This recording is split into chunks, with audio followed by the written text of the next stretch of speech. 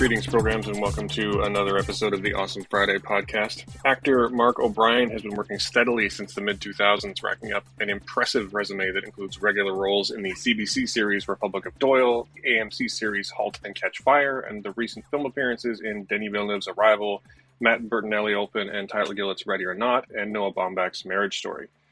This week sees his feature film writing and directorial debut, The Righteous, released in cinemas. Here is a listen to that trailer.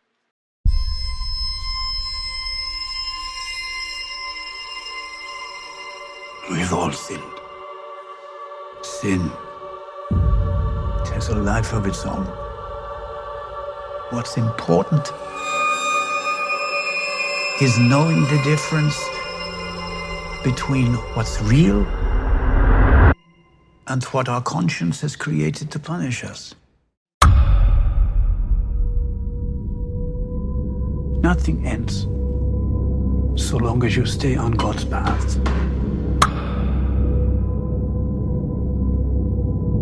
Bring me my penance. Who are you? Is he okay?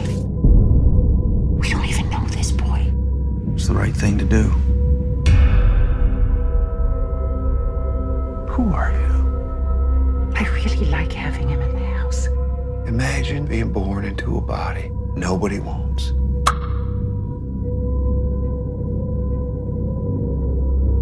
This is crazy. Is it? Can you tell me what the voice of God sounds like? Sin.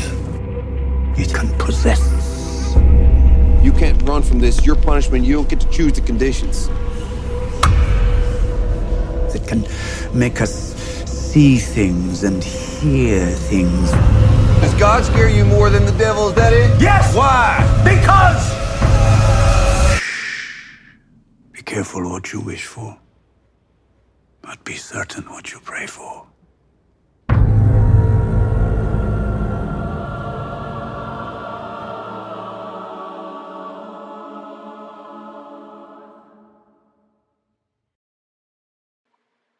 Grappling with themes of faith and guilt, The Righteous stars a who's who of Canadian talent, including O'Brien himself, Henry Czerny, Mimi Kuzyk, and Nygel Bennet.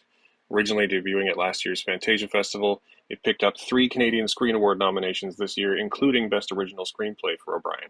I sat down with Mark on Zoom this week to talk about the film, and I hope you enjoy it. But first off, thank you for your time. I'm a big fan, actually, of yours and of this film in particular. So, Well, thank you. yeah. Can you tell me, and also, I'm going to try and ask at least one question you haven't heard before, so let me know if I get there. I'll let you know as soon as it happens. Okay.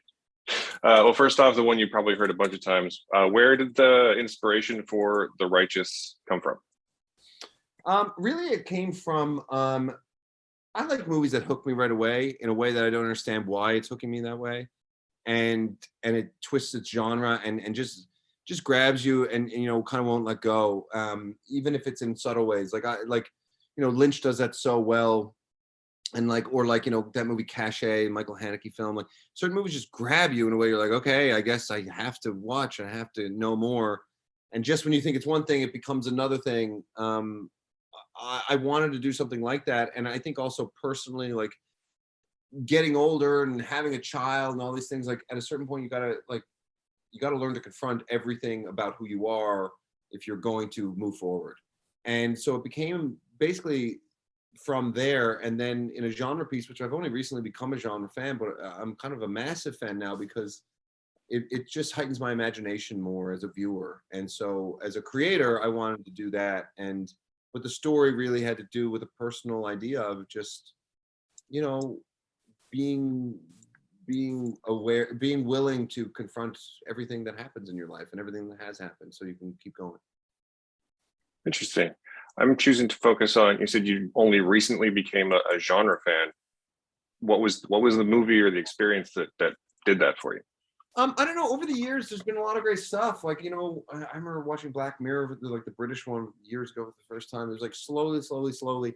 I think, honestly, it was The Wicker Man. I just thought that's how you can make a movie, the original Wicker Man, obviously. That's how you can make a movie that is horrific, even though we're not even really seeing anything horrific happen. And And then I finally went back to rewatch Rosemary's Baby, because I was very scared to watch that movie for a long time. I was just freaked out by the possibilities of it. And then when I rewatched that too, I just was like, oh my God, like this is one of the greatest films I've ever seen. And because it's all the idea of what might happen. It's almost like, it's almost like the shark in Jaws. It's the idea of the thing. You don't even see it. And so I think those things just really started getting my imagination going, because when it's the idea of the thing, you are impinging a vision of something that's not even there, and it's even scarier than when you see it. And I was really disappointed as I started watching more horror movies, I was really disappointed by a lot of horror movies that by the end, they just all go to hell. Like, it's like, holy shit, like everything just went crazy. I like it when it's more, that's why I'm such a Bergman fan, where it's just like, it stayed within its reality as opposed to like going off the rails. And I was like, that's when I'm not interested as much, unless it's really good. I mean, there's some I think are great. Sure, like the implication of things rather than the outright, this is what's happening right now. Yeah, and also then you're shoving something down someone's throat. You're like, this is what's happening. Look, boom, boom, blam, blam. Instead of like, here's a possibility. Here's a hypothetical that's going to make you think. And I think the audience has to be a participant. Otherwise, I don't think you've done your job. Yeah, that actually makes a ton of sense. I literally just rewatched the movie this morning. Like, I finished it like 20 minutes ago. Oh, wow. So that actually makes a lot of sense in terms of the way that Henry's character is sort of experiencing the narrative here. Yeah, I think it's really, Frederick's journey through his subconscious in a lot of ways. You know what I mean? Like, I think he sees in black and white and everyone else sees in color. He's trying to traverse this crazy, crazy thing that he's hidden within him. And the only thing that's really torturing him more than anything is himself. Because I think when you've done things that are wrong, that burden you, and as Nygel Bennet's character says in the movie, gets its hooks in and won't let go, that breeds narcissism. Because just like anything, you come out of a relationship, you get broken up with, you only care about yourself for like a month. Everyone's like, you do you, buddy. Like, you know what I mean? The way it is, right? You become obsessed with yourself. And I think that's a part of the movie too. It's a slippery slope. So you're saying that the whole movie is essentially like, it's more not like an omniscient viewer here. We're looking at it through Henry's eyes, through Frederick's eyes, or not. I think I think it can be a bit of both. Like, a lot of the movie can feel subjective, and he's in every single scene. But there's also, the first shot and the last shot of the movie, which I won't talk about because the last shot is a biggie.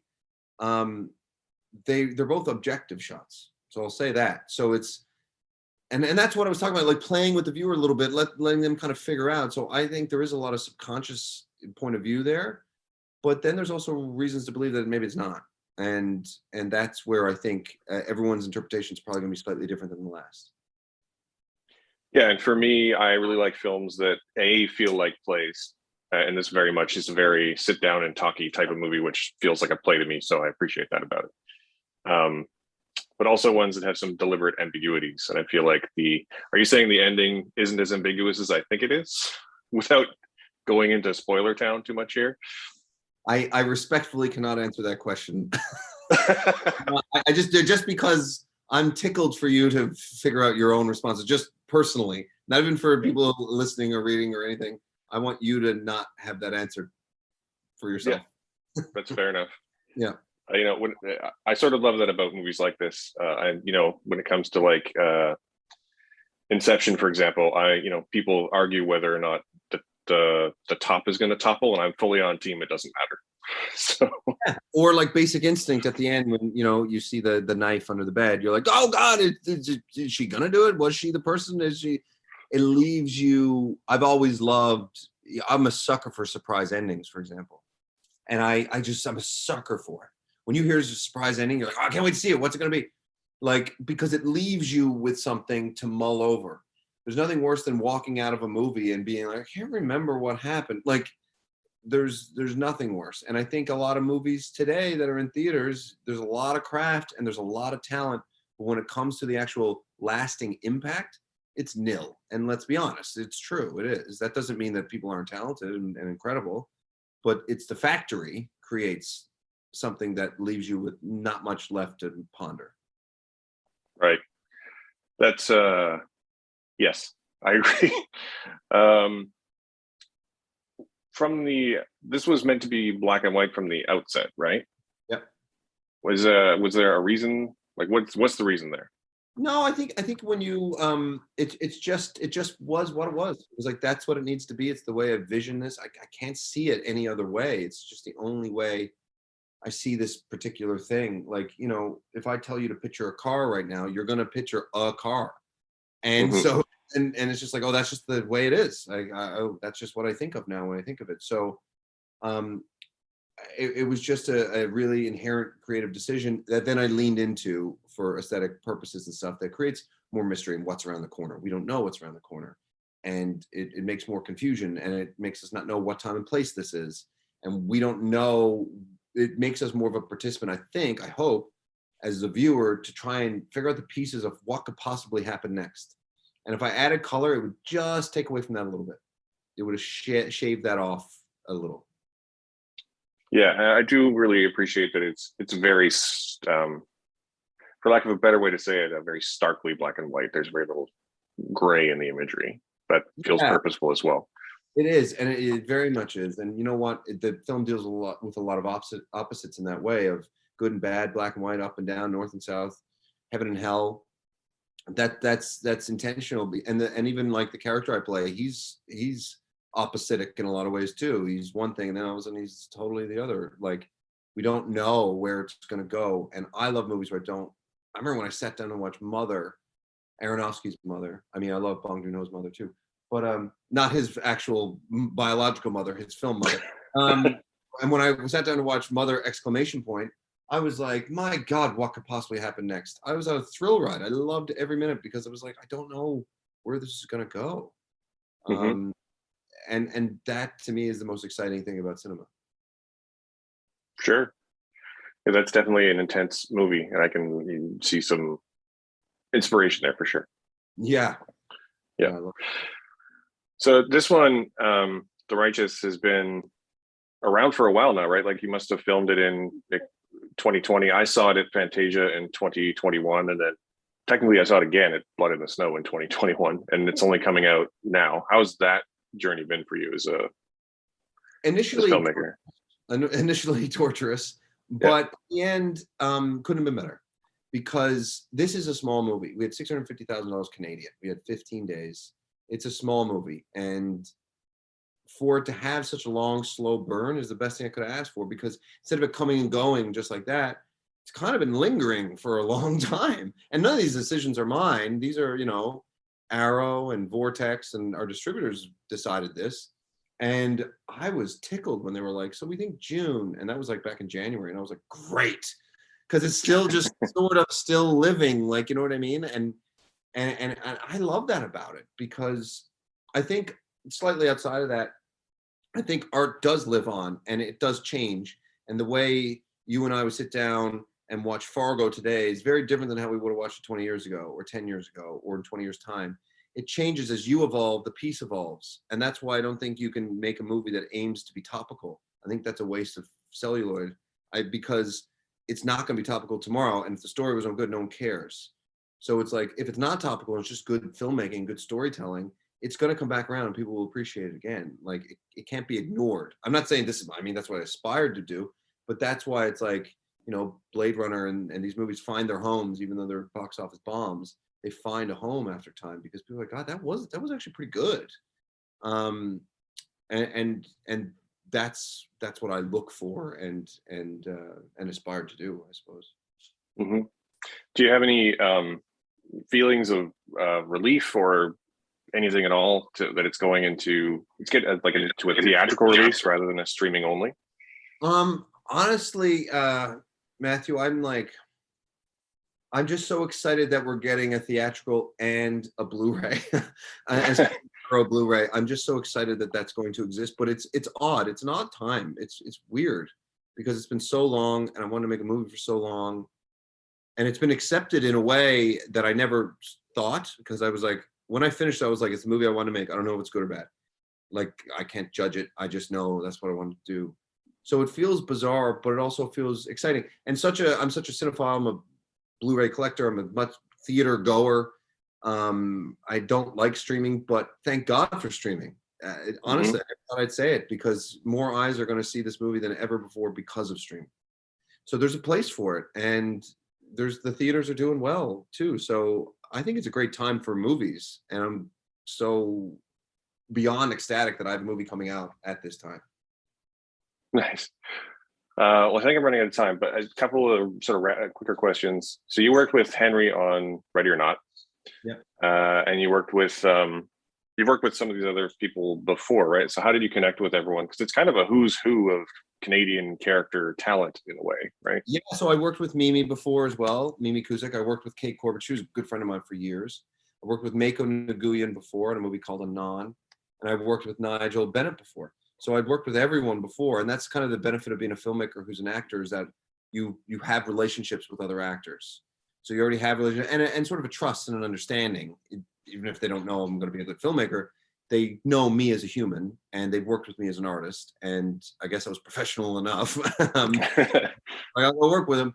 So I just asked people I thought were great actors and great people who would populate those roles really well. I did write it with Kate Corbett and Mimi Kuzyk in mind, especially.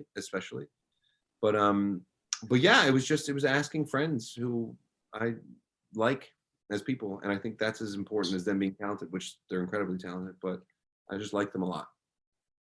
Nice one. I mean, I always enjoy seeing Nygel Bennet show up, so thanks for that. Just a couple of really specific and I think weird, maybe dumb questions. But so there's a scene in the movie where your character is driving a truck or a big SUV, like a Suburban or something. It doesn't have a grill? Is that on purpose? That was on purpose, yeah. It would. The reason why is because it might give away time and place even slightly, and I want to tear it down. And I also think the truck that he was driving, he found somewhere. Interesting. For what it's worth, I sort of, when I saw the truck from the outside, I was like, that's like a mouth. But anyway. Oh wow! Interesting. Yeah. Like there's a moment where your character and you and Henry are sitting at a table, and there's a flower on the table, and the flower sort of like wilts. CGI time lapse. A mix of CGI and special effects. So we had our prop guy underneath the table. He tied a wire to it and would pull down on it. And then we did a number of plates so that it would bend. Then we did a number of plates. We shot that over and over and over, but we needed it in the wide. So our poor prop guy, who's a good friend of mine, Andy Pine, he had to sit underneath the table for a 10-page scene just to go like that at one point, just pull down. So it was a mix of plate shots and VFX. VFX guy named Daryl Couch did a wonderful job. And I was actually really particular about that VFX shot. We talked about that forever because I wanted one petal to fall at a specific point.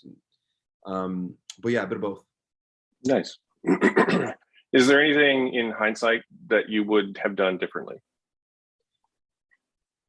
Like I said, it sounds cocky, but it's the movie I wanted to make. I enjoyed every minute. I think I could have enjoyed it even more because it was such a great experience. And I love making movies. I love being a part of movies. And I shouldn't have been stressed or worried when we were in development land trying to get it made, because we did get it made. So I wasted time being worried about something that I didn't need to worry about. Because if we didn't get it made, still no point in worrying about it anyway, because it wouldn't have been made. So that's all. Creatively, I had great support. I had great freedom, was encouraged, and it was the movie that was in my head. And thankfully, everyone let me do it. Nice. Is there anything you're going to carry forward from this to your next projects? You know what? I've written a lot of other scripts and stuff in development, and I do like sort of, I can't say, but I like connecting them in weird ways. They're oddly going to be connected. I think almost every movie I would get to make, hopefully I get to make even two, there's going to be slight connections. And I don't really see anyone does it. Tarantino does it more in like a character and prop and brand name way, and even P.T. Anderson sometimes. But the way I want to do it is very different. I've never seen anyone do that before. So I kind of just want them connected in ways that would be noticeable. Interesting. Well, I look forward to seeing that. Yeah. I'm sorry I can't say anything else about it. I haven't even made those movies yet. Yeah, fair enough.